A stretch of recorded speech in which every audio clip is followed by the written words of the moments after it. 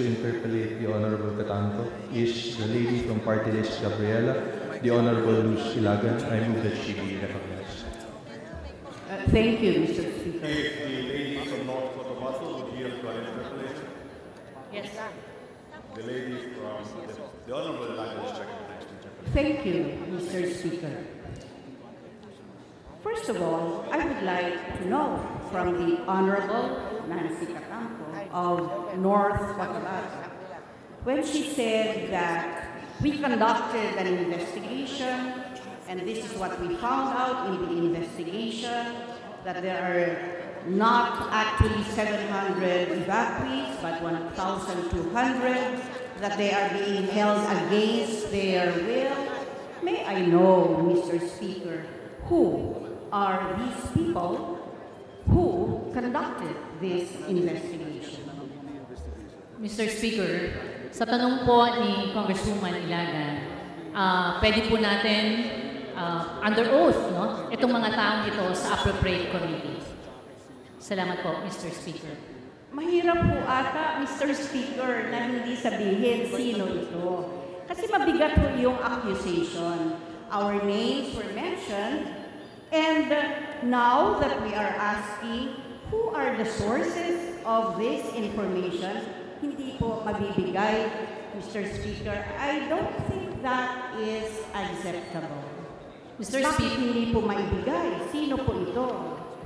Mr. Speaker, ang mga dato po ay amin pong pinapangalagaan. Kaya po kanina, meron pong datong nagsasalita na nag-blurred po yung mukha dahil sila po ay natatakot. Kaya yun po ang kadahilanan kung hindi ko po pwede maisabi kung sino yung nagsasabi sa mga numbers of backquits or yung mga binakwit, no? Forcibly backquits na nandoon ngayon sa halaman. Mr. Speaker, napakaraming pangalan na po ang inilabas doon sa video. Nakikita naman natin mga drawing at saka may mga interviews na malabo nga, no? Pero may pangalan na po na lumabas. Ano pa ang kinatatakot nila kung lumabas na ang kanilang mga pangalan? Ibig sabihin, hindi natin alam or ayaw ibigay or malabo talaga kung sino itong mga sources ng data na ito. But I will move on, Mr. Speaker. The Honorable Catanto said, kalunos-lunos dahil merong mga abuso, merong diskriminasyon. Pwede po bang malaman anong abuso at anong diskriminasyon ito? Mr. Speaker, si Ma'am Luz Ilagan po ay naging teacher ko. Siguro alam niya na once you deceive someone, no, and you promise them with like papuntahin sa Davao dahil ibibigyan kayo ng mga goodies, nandyan si Manny Pacquiao, papakita kayo, magkakausap kayo ni Presidente at ni Duterte, ito po ay diskriminasyon, no? At ito po ay pang-aabuso sa kanilang mapagtiwala na likas na mapagtiwala sa ating mga lumad, no? And even taking advantage of their credulity. So I think kasama po yan sa sinasabi nating diskriminasyon at pang-aabuso. Yung mga ganong allegation po ay hindi naman lumabas, no, doon sa effort namin na magkaroon ng dialogue. Kaya I'm sure those allegations have to be verified. Kanino galing? Because anybody can say, kita natin si Mayor Duterte at si Manny Pacquiao, anybody can say that. Now, Mr. Speaker, may I find out if the Honorable Congresswoman from North Cotabato is aware that the Salugpungan schools are actually run, supported by religious groups, and they have been awarded many times by the DepEd. They're actually recognized by the DepEd as schools that were put up by the Lumads themselves kasi walang mga paaralan na itinayo ang DepEd sa malalayong lugar na yun. At kaya kinilala yung ginawa ng mga lumad, nagtayo sila ng sariling mga paaralan, marami ito, at in fact, nabigyan na nga ng recognition at awards dahil doon sa kanilang ginagawa para sa mga katutubo. Alam mo yun ng Honorable Congresswoman, Mr. Speaker, kanina po nung tinanong ako ni Congressman Ashley, ang sabi ko po ay ayokong magsalita ng tungkol sa salubungan schools kasi hindi po yan ang naging topiko sa aking privilege speech. At ayoko pang lumabas sa kung ano po yung focus ng aking privilege speech. So, with due respect to Congresswoman Ilagan, whatever you said about Salubungan School, I cannot deny nor confirm about that. So I don't have any answer for that, ma'am. So salamat po kung yan po yung information ninyo. But as of now, I think I have no credibility to answer to that. May relasyon po yun. Dahil yung fact-finding mission was actually to find out if there was basis on the complaints of the Salubungan schools that their schools are being occupied by the military. Mr. Speaker, my name was mentioned, my picture was shown on the video, but if you take a good look at the video, I was not saying anything, I was just on the background, and we saw that the Honorable Congresswoman from North Cotabato was the one who kept on repeating in a strident voice, gusto na ba ninyong umuwi? Bakit hindi pa kayo umuwi? And so on. If we show the full video, we would also hear the repetition, why are you still here? Why don't you go home? Mabaho na nga ang inyong mga anak dito, and so on and so forth. And the reply of the tribes, at first they said, yes, we want to go home. Who does not want to go home? But they also added that they would go home only if the reason they evacuated would be removed. And that was the militarization, the encampment in their communities. And allow me to read the official report of the United Nations Special Rapporteur, who said, and I may quote, this is the official statement, Mr. Speaker, when he said, I quote, they described to me their concerns, including their alleged forced recruitment into paramilitary groups known as Alamara under the auspices of the Armed Forces of the Philippines and harassment in the context of the ongoing conflict between the AFP and the NPA. May I move on? Schools have reportedly been closed and or occupied by the AFP or Alamara, hampering access to education of indigenous children. While tribal leaders informed me that they are not being detained against their will at the UCCP Center in Davao, which is Haran. May I repeat, Mr. Speaker? The tribal leaders informed me that they are not being detained against their will, as is evident by reports of their periodic return to their communities. Their current situation is neither acceptable nor sustainable. They were not being held against their will, Mr. Speaker. They stayed there. 700 evacuees because they wanted to escape from the harassment. Allow me to show the video, Mr. Speaker, of how their schools are being occupied. Do we have the video? I want to be abogado. I want to be a nurse. Ang pangarap ko ay maging isang guro. I want to be a teacher.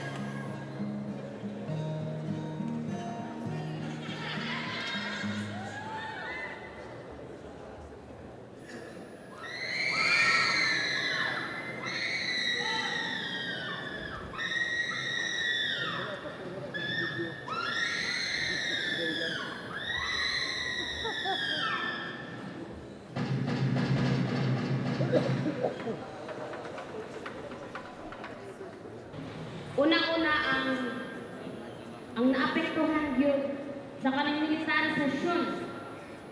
Kaning pag sulod aning mga sila nagapundo sa eskwelahan ug tunga-tunga sa komunidad jud sa mga lumat. Ug grabe ang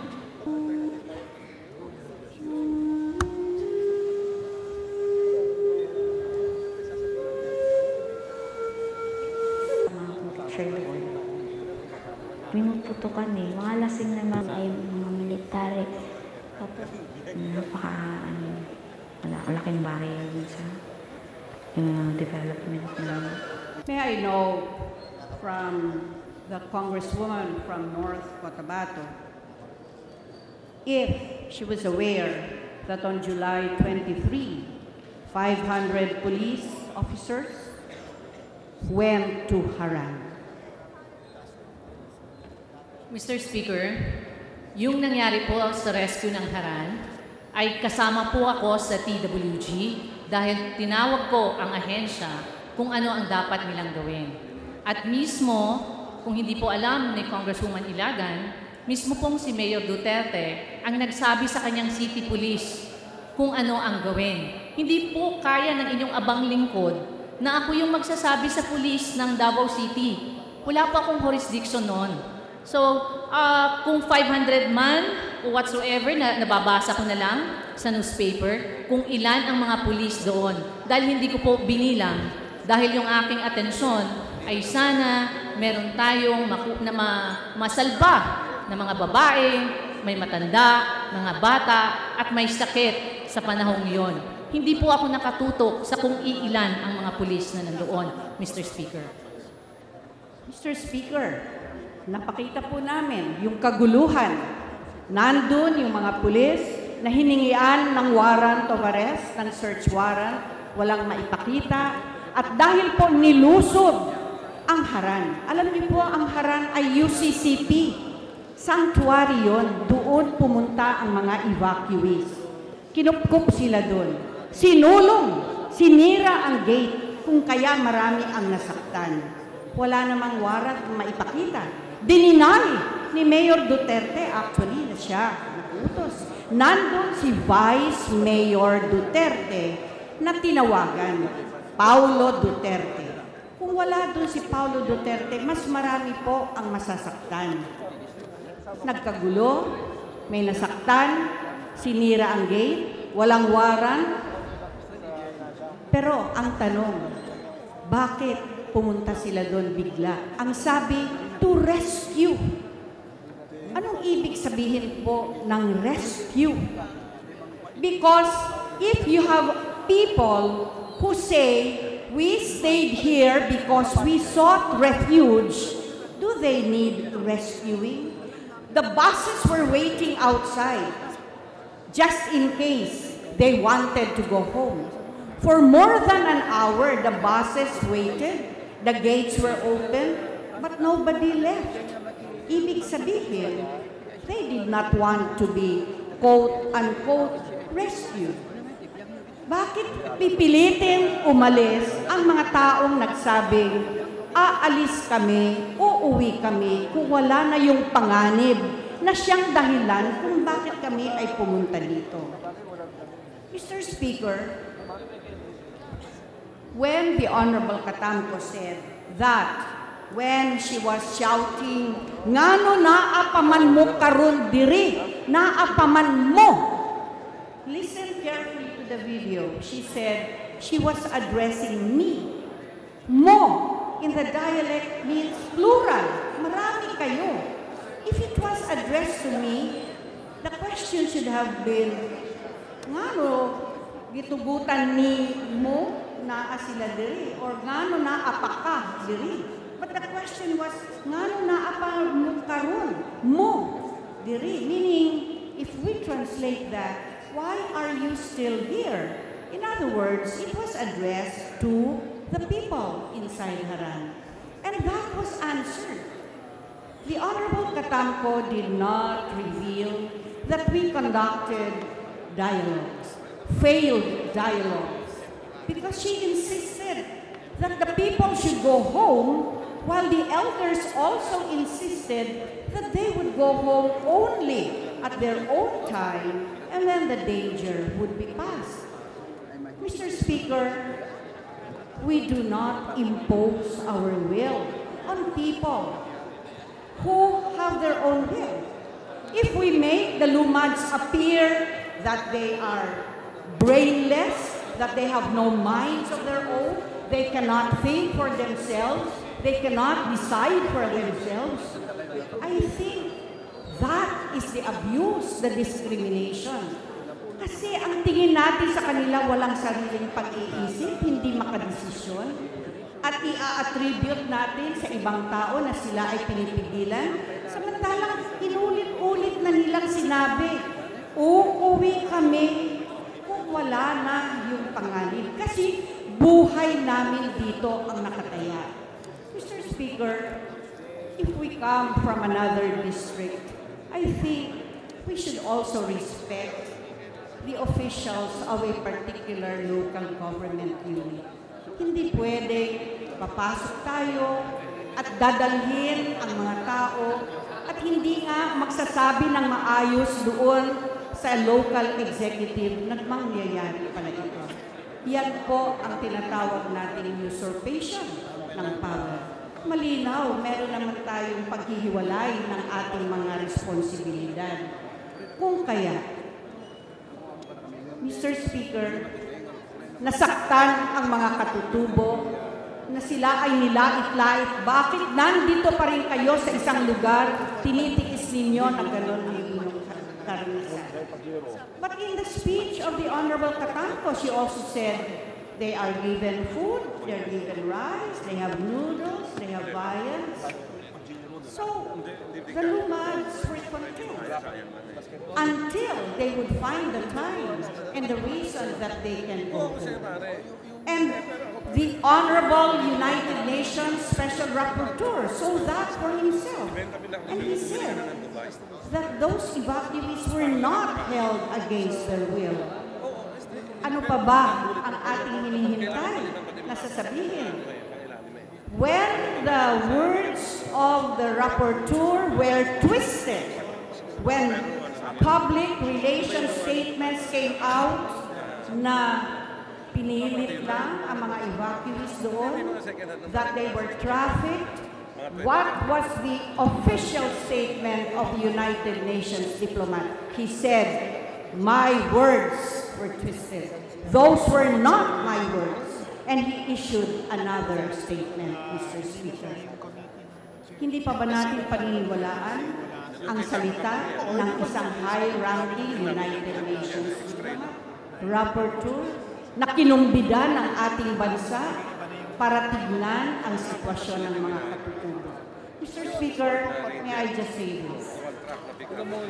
No matter how poorly we look at our katutubos, no matter how our hearts are torn because they are living in circumstances not up to our standards, still, we should respect what they say, what they do, what they believe in. We cannot impose our will on them. And that was what happened in the Haran incident, when the forces were brought in without any authorization at all. And the Lumads were hurt. The Lumads felt insulted. The tribal elders said that their authority was questioned. And that is very sad. Because in the Committee of Cultural Communities, we keep on emphasizing free, prior, informed consent. We always ask the opinion of people that we deal with. And we always ask what they believe in. We do not impose our own beliefs, even if the circumstances are not up to the quality that we want them to experience.